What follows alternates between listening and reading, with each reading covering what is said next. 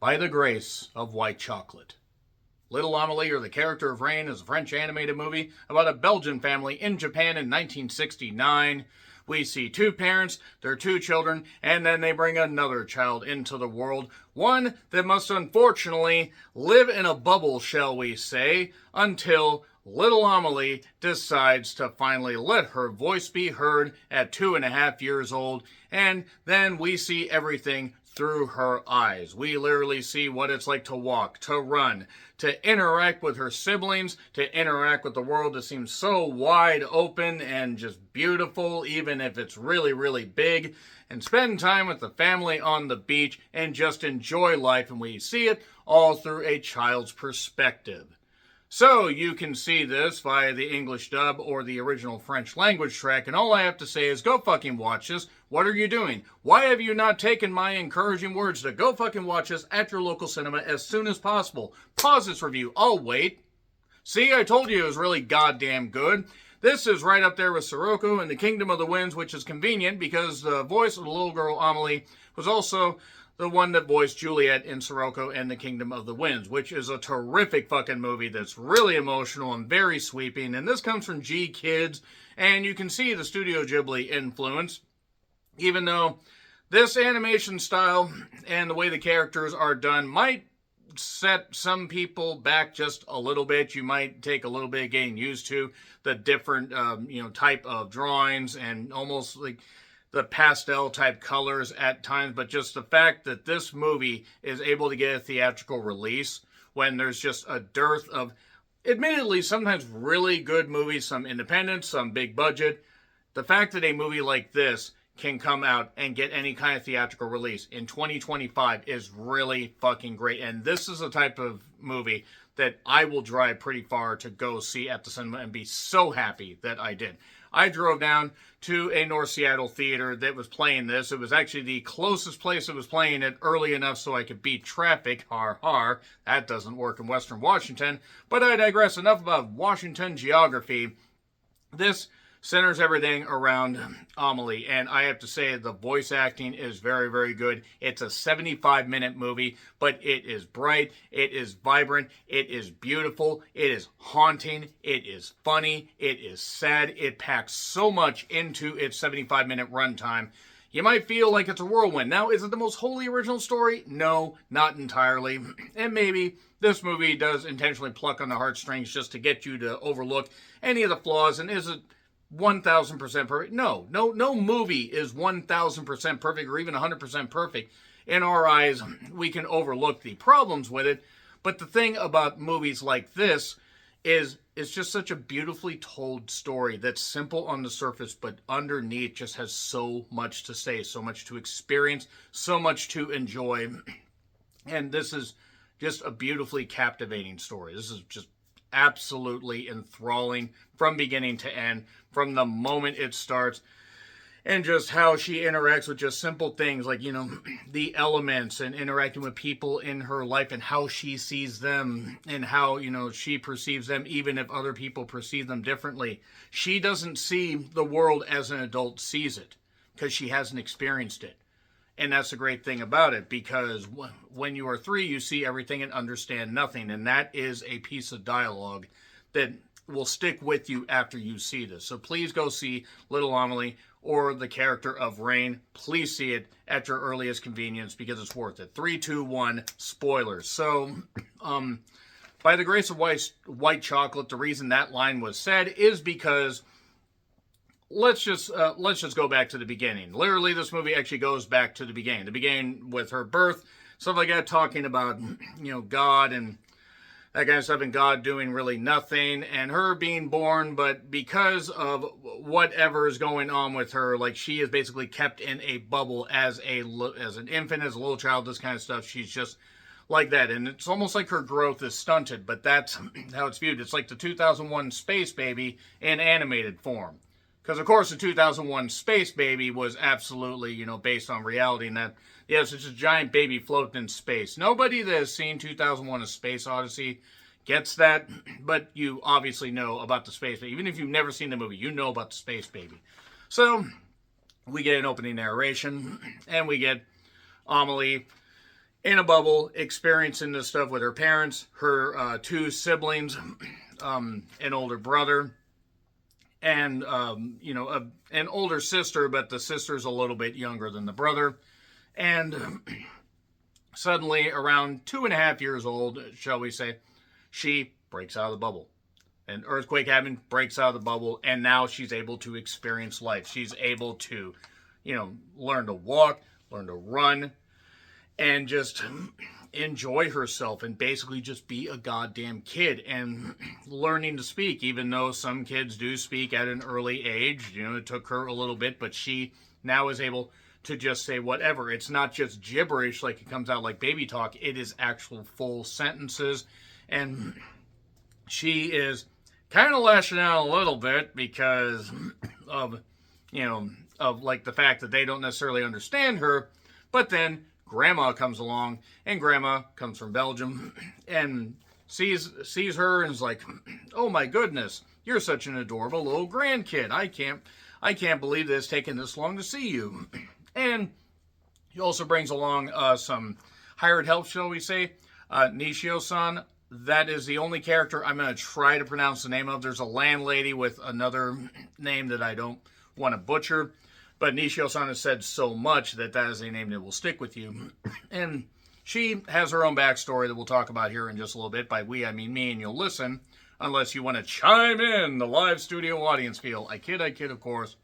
And you can't tell I'm a little bit jazzed up about this movie. But they need the help, basically. The dad has a job. This job has placed him there. The mother probably needs help around the house, but I believe does some kind of work as well. And obviously with two kids and the smaller child, Nishio-san is necessary. Now, the grandmother tries to coax something out of the grandkid, like, "Oh, don't worry, I know what to do. Here's some white chocolate from Belgium."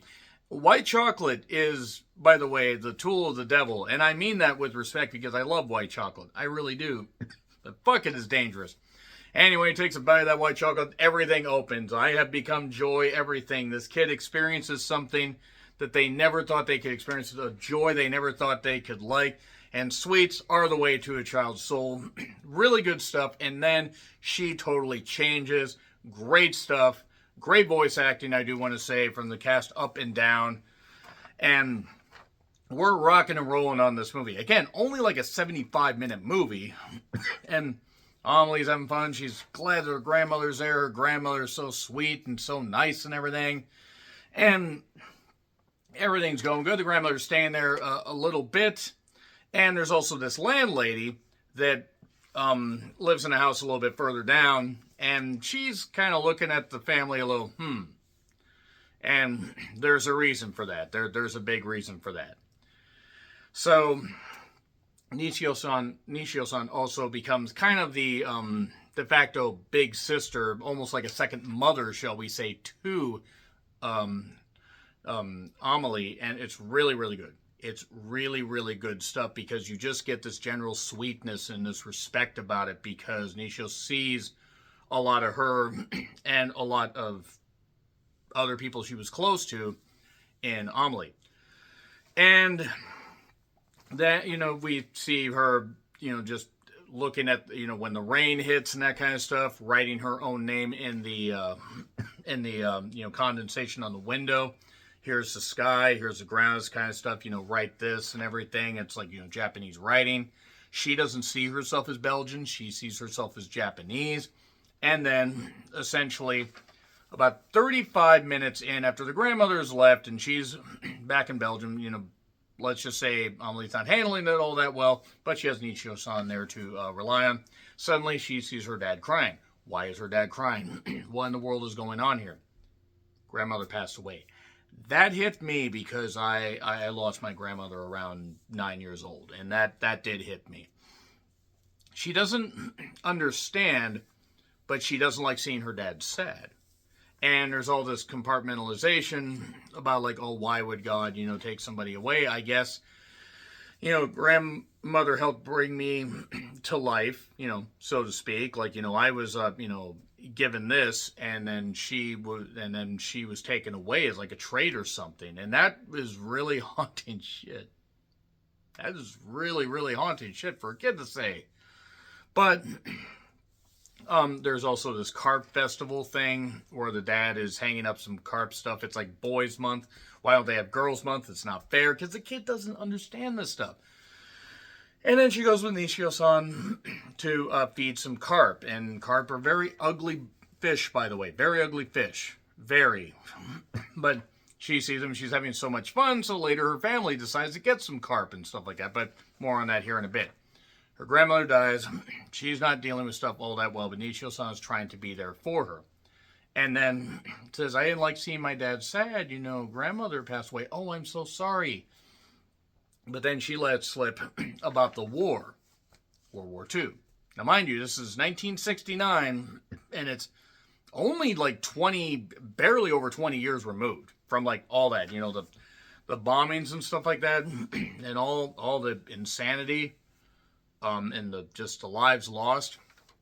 And she mentions Nishio-san. This is just, dear God, this is haunting. But she mentions about how when the bombings happened, there was, you know, she was buried under rubble. And she just kept having to hear for voices. Because if she heard voices or sounds, she knew that there was life there. There wasn't. There was only death. We fucked a lot of shit up in Japan. Ooh, that was really haunting shit. And, you know, Amélie is listening. She doesn't fully understand it, but she wants to know about this stuff. She wants to absorb all this knowledge. And basically she lost her entire family. She's going to stay behind, by the way, while the family goes to the beach. And she used to go there as a kid. She actually went there with her family. Almost did it. But she said that she went there with her family. So, her dad comes back from Belgium after being there for a bit. Was there for a couple months. It was obviously really sad losing, the woman that gave birth to you and raised you. But family's back. Nishio-san's going to stay back and take care of this stuff. So all this stuff's been going on. And then, and she's had a strained relationship with her brother, her older brother, that she didn't even say the name of. She said names of everybody else, but because he'd been kind of bullying her, she didn't say that. Now we go to the beach, and she sees this jar and sees this shell through there. Anyway, sees this shell through there, this like hermit crab shell. And she says, can I take that jar? So she takes it. It's low tide. She goes out there, and she's just sweeping it around and everything with an open lid and doing all this stuff, getting the ship, getting all this air. Like, you just think she's playing around with the jar and stuff like that. And then she closes it, and then she's sitting there, but then and then she starts to feel the water, starts to walk out a little bit. Maybe her grandmother's out there. It's like the edge of the world, as Nishio-san said. But then suddenly she's under the tide. Yeah, she got pulled out. But then she got rescued. I don't know why this got me. I don't know why this movie got me. Because really on the surface it's simple. But anyway, she got rescued. And the only reason you're here is because of your brother. And she says her brother's name. And there you go. That's that right. Yeah, there you go. But that's a really good part. But then it hits you with another one. She's fine. She's at home. It's been a rough day. And she's also had Nishio-san read her books and stuff like that about monsters. There's even this cool shot of a monster like early on. Like really, really good style. Really great animation. Just gorgeous.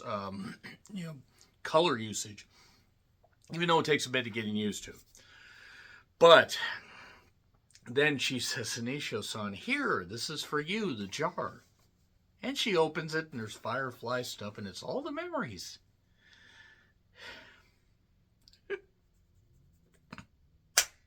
Ow. Had to snap myself back into it. All the memories that she had of the beach, including her brother that she lost. It was around her age. Ugh. Oh, man, this movie makes you feel everything. So, yeah, there we are with that. That was a really good scene. And then so her third birthday's coming up. And all while the landlady has been basically telling Nichio-san, you need to focus on your duties and not take care and not focus so much on that child. And there was another part with a candle ceremony where they light the candle and put in a little lantern-like thing and let it float down. That's to honor those that they lost. Landlady was doing that too. Nichio-san was doing that because of her family. And then it finally comes to blows with the landlady and Nichio-san when Amélie overhears, and the landlady's like, you, yeah, we lost everything. I lost my husband and my son and this kind of stuff, and you take care of them. It wasn't their fault. Now, generational stuff, I get it. That'd be very hard to forget. It would be very hard to forgive. Like, it would be very difficult to do that. But then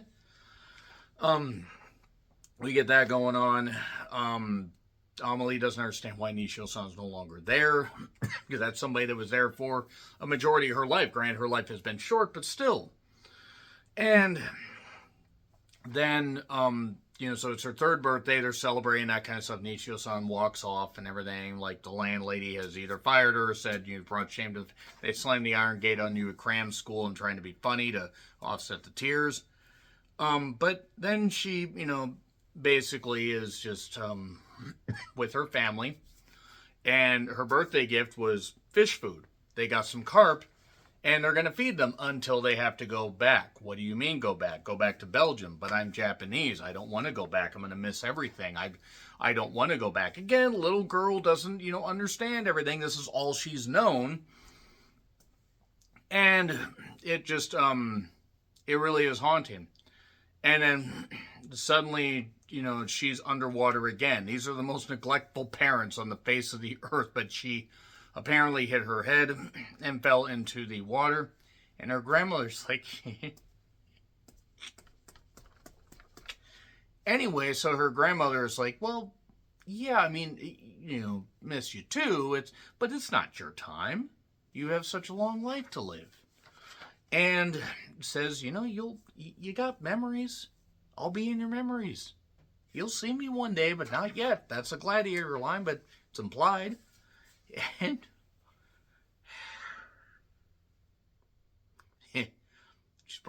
she's brought up out of unconsciousness. She's in the hospital.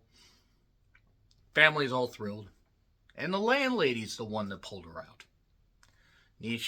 Contacted Nichio-san, and Nichio-san shows up. And there we go. And even though they are eventually going to go back to Belgium, they didn't go back until by the time winter hit.